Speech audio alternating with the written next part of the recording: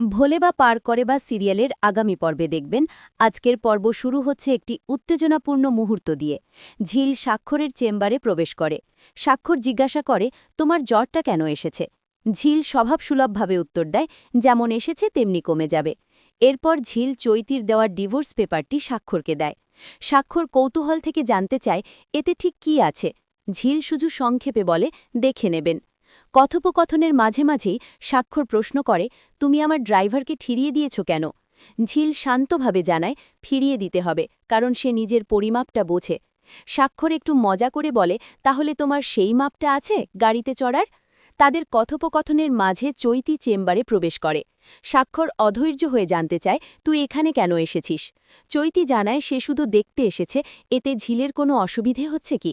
ঝিল স্বাভাবিকভাবে উত্তর দেয়, না, কোনো সমস্যা নেই। স্বাক্ষর চৈতিকে স্মরণ করিয়ে দেয়, তোর পেশেন্ট দেখা বাকি আছে কি? চৈতি জানায় আজকের পেশেন্ট দেখা হয়ে গেছে, তাই সে এখানে এসেছে।